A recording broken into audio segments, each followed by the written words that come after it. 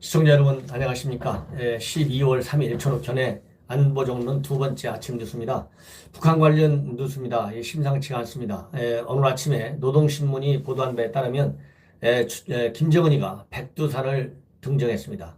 백두산을 등정해가지고 삼지연 이 관광 읍지구 이 테이프를 관광공사를 맞춰가지고 이 테이프를 끊는 그런 그 내용을 전격적으로 보도를 했습니다.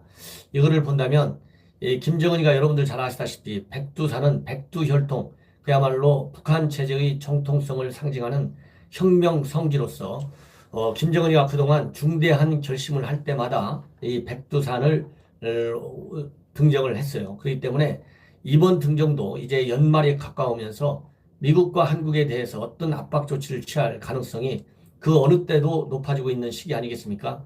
이럴 때 백두산 등지를 했다. 그래서 삼지연군 읍지구 준공식에 참석을 했다. 이 얘기는 결국은 한국과 미국을 대상으로, 즉 국제사회를 대상으로 해서 북한이 요구하고 있는 새로운 길, 미국이 빨리 바꿔라, 빅딜 전략을 바꾸지 않으면 군사적인 도발 수위를 계속해서 높여 나가겠다.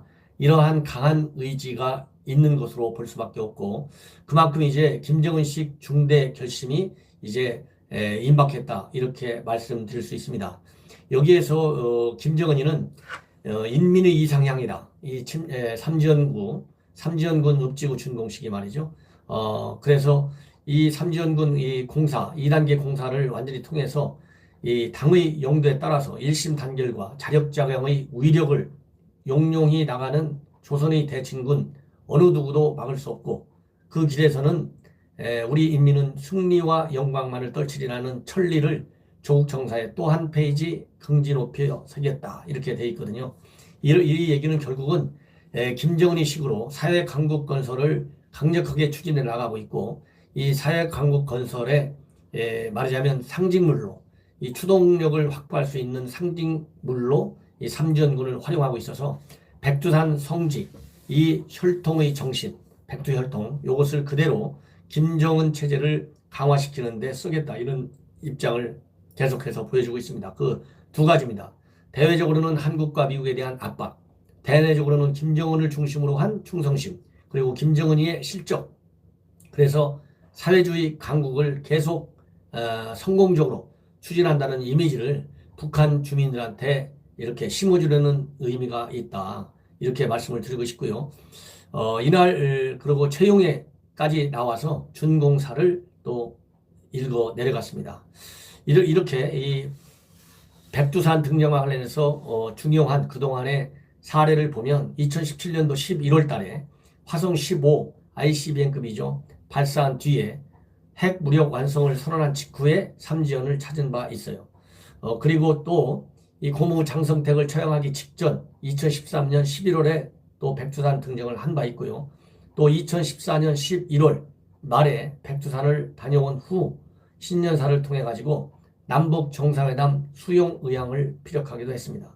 그리고 2015년 4월하고 작년 11월에도 백두산을 찾아서 국정 운영 방향을 구상한 적이 있다, 이런 말씀을 드릴 수 있어요. 이런 것만 보더라도 김정은이가 지금 이렇게 무력 도발을 준비하는 과정에서 이번의 경우에 백두산을 등정했기 때문에, 그리고 미국에 제시하고 있는 연말 시한이 이제 얼마 남지 않은 점에서 볼 때 이것은 김정은이식 대남 대미 도발과 직결되어 있다라고 저는 판단하고 싶은데요.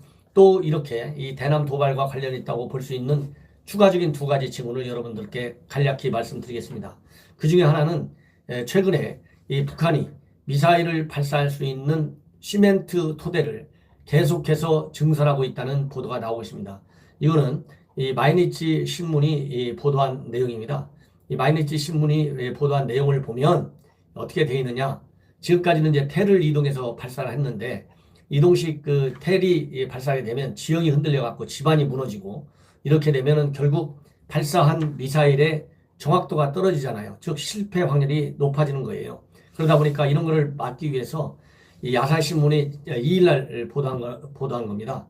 이 전국에 올 여름부터 콘크리트 토대를 수십 군데를 증설하고 있는데 이 사이즈가 수십 미터 크기로 ICBM 발사대까지도 올려놓고 쏠 수 있는 것이다. 예, 이렇게 지금 아사히신문에서는 보도하고 있습니다. 그래서 이 집안 위에서 그냥 야지에서 발사할 경우에는 집안이 약해가지고 성공적인 발사에 장애가 될 수 있는데 이런 거를 막기 위해서 이 콘크리트 토대를 설치하는 것이기 때문에 이제는 단순하게 텔 감시도 굉장히 어려운데 이 무작위로 이 토대를 계속해서 증대할 경우에는 우리 군 당국의 이 감시 능력에도 이 공백이 생길 수 있다. 이런 어려운 점이 있습니다. 그래서 이러한 북한의 기습 도발 능력이 그만큼 커지고 있기 때문에 우리가 대응 요격 능력 그리고 정찰 감시 능력을 획기적으로 키워야 되는 숙제를 우리 정부에게 알려주고 있는데요. 과연 현 문재인 정부는 그런 식으로 갈까요? 제가 보기에 가지 않을 것 같아요. 왜?